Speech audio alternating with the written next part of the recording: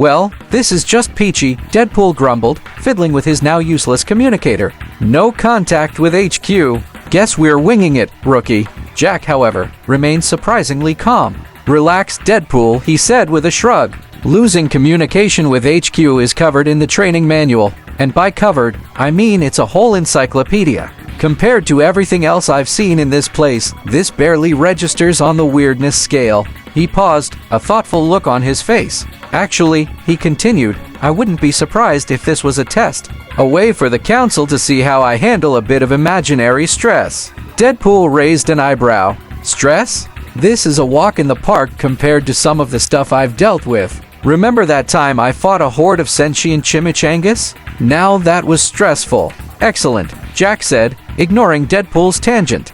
Master Ugua's training program was effective even while I slept. I've got all the regulations for disconnection from HQ memorized both inside the Q.R.I. and back in my reality. Okay then, Deadpool said with a grin.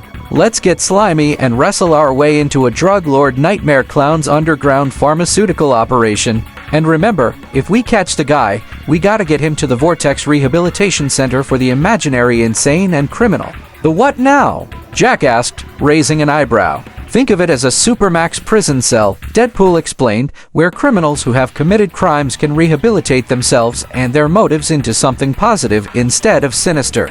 Or, recombobulate if we have to put them down. Biggest problem with using violence to solve problems here is that everything eventually comes back when someone somewhere imagines it. We're constantly confronted with the same problems, but angrier, if we can't come up with better solutions. That's why you're so uniquely qualified and sought after, Jack.